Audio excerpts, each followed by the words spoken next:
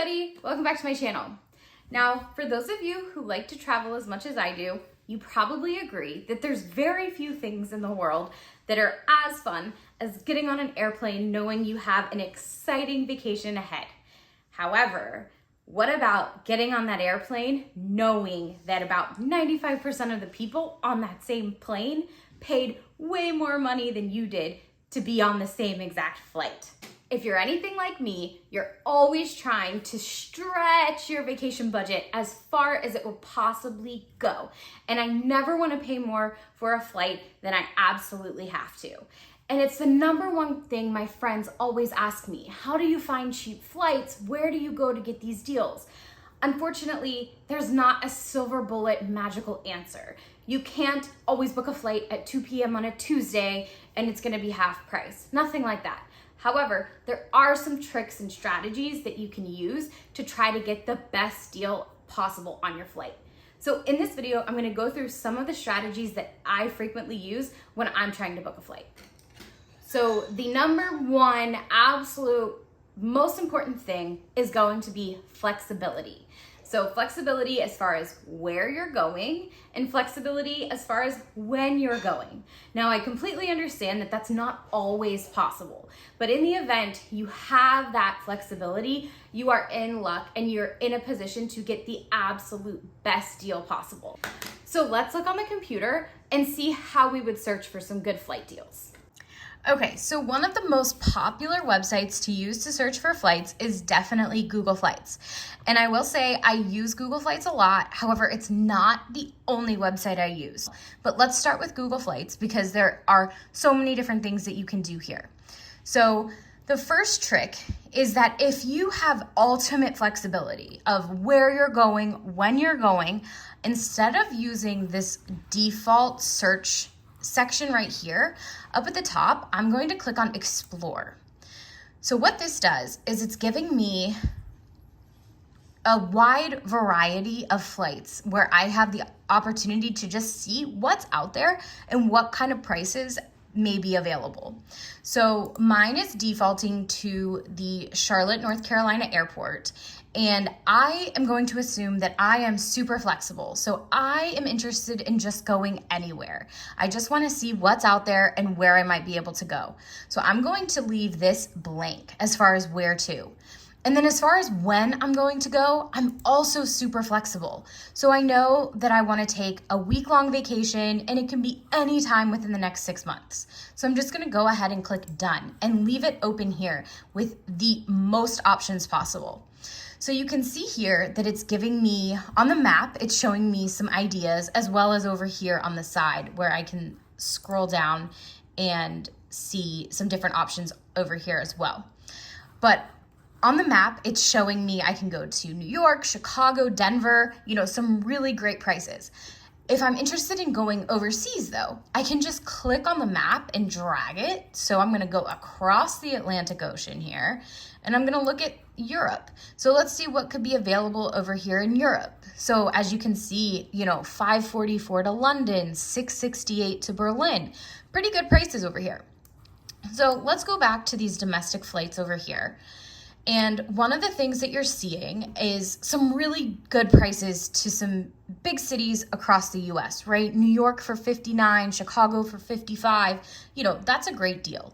However, I'm going to bet when I click into that price is on a budget airline. So let's go ahead and look and see. So that cheapest price right there, the $59, that's on Spirit Airways. And then we can see here, United, more of a mainstream airline, is $177. So significantly more than that $59 with Spirit.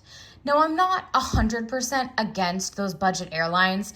However, I do try to avoid them as much as possible, mainly because I usually have more luggage than they allow for free. That $59 probably is only gonna let you bring a backpack, and I always have at least a checked luggage size bag. So it's really not going to be $59 by the time I check my bag.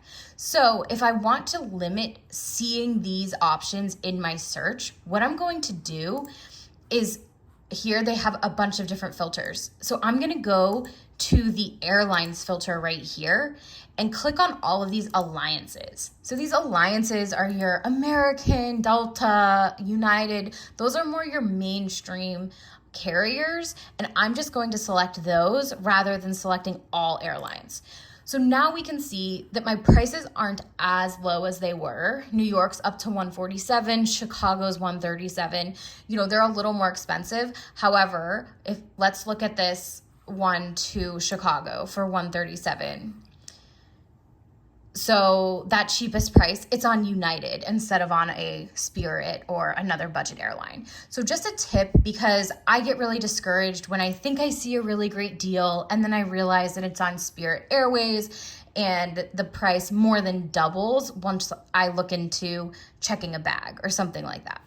Okay, now let's say you have some flexibility, but not total flexibility. So you have already requested vacation for a particular week, but you are open as to where you're going to go. So instead of flexible dates, you can select specific dates. And then you can go and select that week that you've already taken off. So let's say it was this week of November 4th to November 11th as an example, and then just click done. So now it's going to show me all of my options anywhere in the world for the specific dates that I want to travel. And then again, I still have that filter here, so it's just showing me the airlines that are in those different alliances. And then alternatively, if you are flexible as to when you're going to be traveling, but you do have a specific destination in mind, you can do that as well. So let's say, for example, you really want to go to Europe. You can just type in Europe here. And so now it's showing me the best prices to anywhere within Europe for a 1 week trip within the next 6 months. So this is showing me London, Berlin, Stockholm, all of these different options here. Now, if I wanted to get more specific and I wanted to go to Paris, I can type in Paris, France, and now it's going to show me these best prices to go from Charlotte to France or to Paris for a week's time within the next 6 months. So you can really be as broad or you can be as specific as you want to be, which is super nice. Okay, so what if I have kind of an idea of where I want to go and when I want to go, but I have a little bit of flexibility. So let's say I really want to go to Disney, but I don't have exact dates planned out, but I know I want to fly into Orlando. I can select Charlotte to Orlando and then click over here on the dates.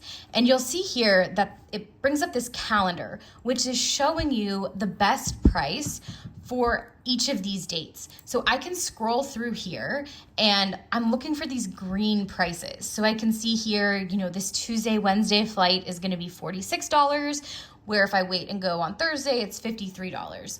Now, I'm sure these are going to be on a Spirit Airways or something like that. So it's maybe too good to be true, but this is an option to pull up this calendar and click through, and you can just see, maybe flying on a Tuesday rather than a Monday could save you a significant amount of money on your flight. Okay, so as an example, let's pick this November 1st to November 8th price. It looks like it should be $53, which I'm assuming is going to be on a budget airline, just given that price, but let's check and see. So, Spirit Airways to Orlando for $53. So if I wanted to filter those results out, I could do the same thing up here, and instead of selecting all airlines, I could just do these. And so now it's showing me, the flights on American that are $157. But then if I'm not 100% committed to those dates and I want to just see how I can get the absolute best price, I can go here to this date grid. And what this is going to show me is the combination of days and how much a flight is on each of those days. So for example, flying here on this Wednesday to Wednesday, I can save $30 compared to this flight that's like a Thursday to Wednesday. So sometimes it can be super helpful to see if I just change my plans and move them over one day, I could save a significant amount of money. So for example, if I was going to be returning on this Sunday, you know, I could change my plans and save almost $100. So I just really like to use this view as a way to just make sure that I couldn't tweak my plans slightly and save a decent amount of money. And another thing you can do right here is you can track your prices. So if I'm not necessarily ready to book this right now and I want to see if a better deal comes up, I can slide this bar over and it's going to track the exact flight that I've searched for. So Charlotte to Orlando on November 1st, coming back November 8th. If you know for sure that you are definitely going somewhere, and especially if the prices look pretty high, it's definitely a good way to stay on top of it and not miss it if they do end up dropping. And one more trick is sometimes there could be a better price from a different airport than maybe the one that you default to flying out of. So for me, the Charlotte airport is super close to my house, but for the right price, I could definitely go to some different airports too. So in this search, I'm going to do CLT and then I'm going to do a comma. So that's my first airport. Now, for an international flight or something like that, Atlanta's not too far. And, you know, for a really great deal, I could drive down there. So I'm going to add Atlanta and then put a comma. And then Raleigh's also not that far. So I can go ahead and put Raleigh in here. So now I can search for the best price from any of these 3 airports. And it's going to show me all of those results at once. Now, if I was going to Orlando, I definitely wouldn't drive to Atlanta because I could pretty much just drive to Orlando in the same amount of time. But you can see here that it's showing me the best price is actually from Atlanta, and then the next best price is from Charlotte. So especially if I'm looking for an international flight or something like that, where I don't mind a little bit of a drive, sometimes I can get a much better price out of Atlanta than I can out of Charlotte, for example.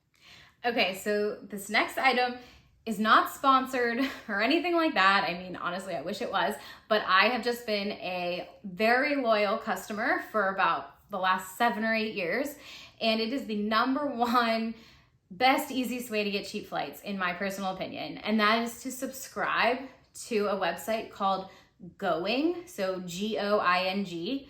They recently rebranded to Going. They used to be called Scotch Cheap Flights, so you maybe have heard of that before. If so, it's the same exact thing. But what it is it's a subscription service where they send you flight deals. So in my personal opinion, it is the best service, and I have used the deals that they have sent so many times. For example, we flew direct from Charlotte, North Carolina to Honolulu, Hawaii for $200 a piece. Like,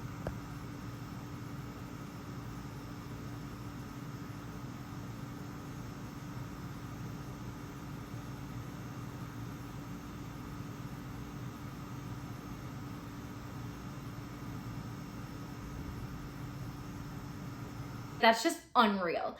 And the only reason we got that was because they sent us that flight deal in my email. So the way it works is you sign up, and they have 3 membership tiers.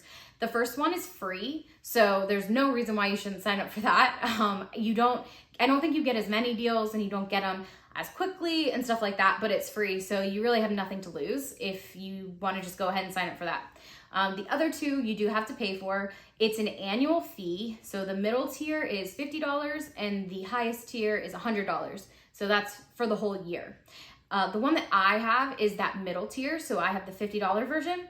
The main difference between the $50 and $100 is the $100 version, you also get deals for like first class and business class flights.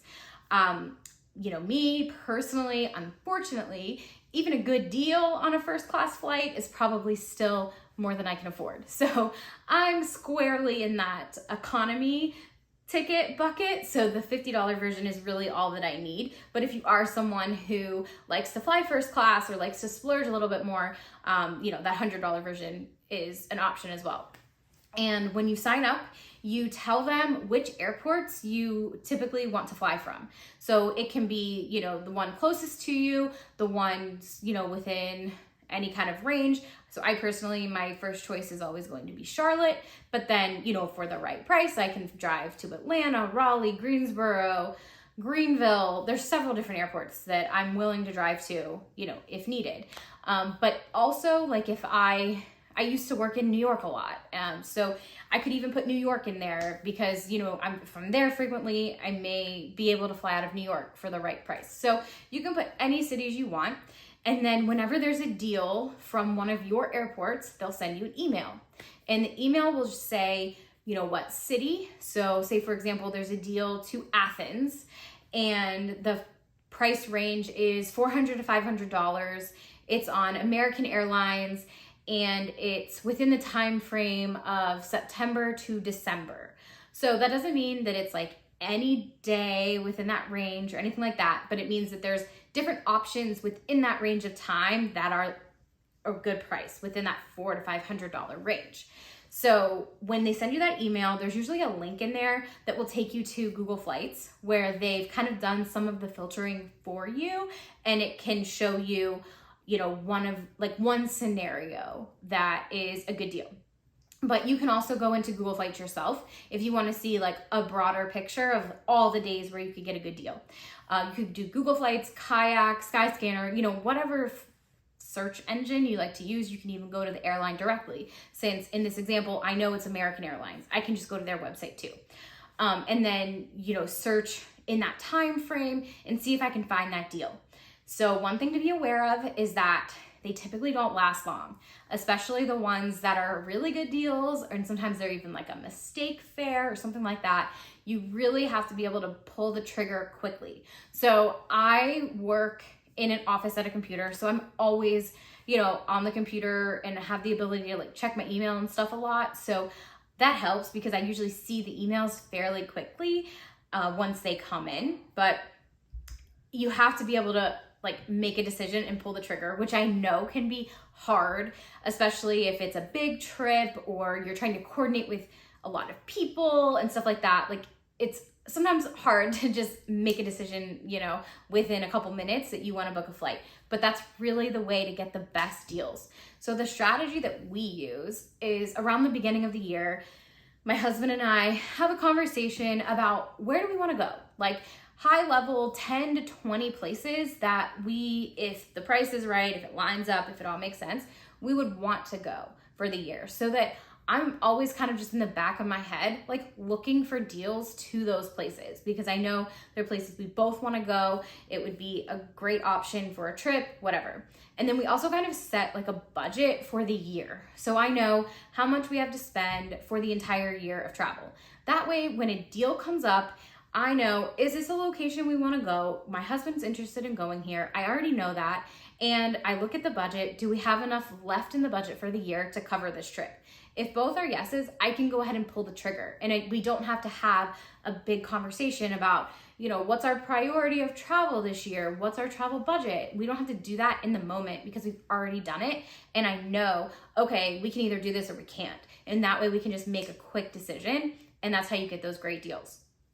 The other thing though, to always keep in mind is that I'm pretty sure every single airline, make sure you read the fine print. I don't want anyone to like get into an issue or anything, but like with all the major airlines, they let you cancel within 24 hours of booking, like no questions asked. So you do have that buffer. So my recommendation, if you do need to have a conversation with whoever you're traveling with, or you need to check with your boss and make sure you can take vacation that week or whatever it may be, that you have that little bit of cushion for the 24 hours where you can book it. And then if it doesn't work out, vacation, they say no, whatever, you can just go back in, cancel it, you get refunded automatically. Like, it's no big deal at all. What I always do if I'm in a situation like that is I set an alarm on my phone so that I don't forget to go back and cancel the flight, because that would not be good, especially if you can't go. Alternatively, and a better option, I don't think every airline has this choice. American definitely does. I think United does, but sometimes you have to pay, but they'll let you put it on hold. So like for American, you don't have to put your credit card in. Like, you don't give them any money. You just click put it on hold and it's there for 24 hours. And if you don't go in within the 24 hours and actually pay for the flight, then it just cancels out and you lose that price. but you don't lose any money if you forget to go back in and do it. And then if you decide you do want to go, you just go back in, you click pay for the flight, and then you put your card information in and actually purchase the flight. So I use that strategy all the time. And even though we've had that conversation, it's a good idea to just make sure that my husband still wants to go and check and see like how much our hotel's gonna cost and stuff like that. So you can really get a chance to see the full picture of how much this entire vacation's gonna cost, not just the flight. So my last tip is kind of a Hail Mary, honestly, and it's definitely not something everybody's going to want to do, but using that same strategy of putting flights on hold, if I'm in a situation where pretty much my back's up against the wall, like I'm committed to going to a specific destination on a specific day, I have no flexibility in my flights, and it's expensive, what do? So really, sometimes you just have to suck it up, okay? Which isn't the best, but I always try to at least save a little bit of money wherever I can. So I leverage that ability to put flights on hold a lot in these situations. So for example, we found a really great deal on a cruise leaving out of London next month. And we went ahead and booked it because it was such a great deal. But then it was like only 3 months out and we had to book a flight to Europe, which is not typically the best time. Like that's short amount of time to try to get an actual deal on a flight, and our dates weren't flexible because this cruise was already booked. So it was kind of not an ideal scenario when it came to trying to find a flight. So what I was doing is every single day I would go in and, where I live, it's pretty much only American Airlines as the option. So go on their website, looking, see how much are flights to London. And every day there was an option that was a direct flight that was about $1,500. And then there was one with a layover, one stop that was about that was about $1,000. So $500 less. Which obviously I'd rather fly direct, but I'm not paying $500 more for like an hour and a half layover in New York. So we were gonna do the one with the layover. But every day I would go in and I would put that one on hold. So I never paid any money, just went and put it on hold. Then the next day, came back to see if the price had changed. So I was waiting to see if the price was going to drop. I didn't want to commit to that price in case it did drop, because then what am I gonna do? So every day I was going in and it was just holding. So I just kept putting it on hold. Now, if the price had gone up, I would still have that previous day's price locked in. So I could still book it at the price I put on hold, even if it had gone up. But it was just staying steady. And I probably did this like 15 days in a row. And then all of a sudden one day I logged in and the direct flight, for some reason, instead of being $1,500, was bumped down to like 900 something. So instantly I put that one on hold, because obviously I would much rather pay that much for the direct flight rather than a layover. So I put that one on hold. And then the next day I came back in and that direct flight had gone back up to about $1,500. So since I had it on hold, I went ahead and I booked it at that $900 price, which, by the way, $900 is way more than we typically pay to fly to Europe. But in this situation at the last minute, like I knew it was gonna be something around that amount anyways. So I put it on hold, or I had it on hold. So I went ahead and paid for it. So I had it locked in, but then I still had that 24 hours. So I still was checking, because if it went back down or whatever had gone down even more, I could cancel and rebook the flight. But when I went back in the next day, it had gone back up to $1,500. So it literally dropped for like a few hours or one day or something like that. And I was able to snatch it right when it dipped for whatever reason. So it's a time consuming thing. I understand, like, a lot of people are like, I'd rather just pay, that's way too much work. But to me, I will do anything I can to save money on a flight. So my time's not worth that much money, I guess. So it's a strategy that I use when I'm kind of at the end of all my other ideas and it's my only option that I have left. So I always like to hear other people's strategies. Do you have any tips or tricks or anything you've done? Or have you ever scored a really great flight deal? If so, let me know in the comments below. And if you like this kind of content, please consider giving this video a thumbs up and subscribing to my channel. It really helps me out. Thanks for watching. I hope to see you in the next video. Bye.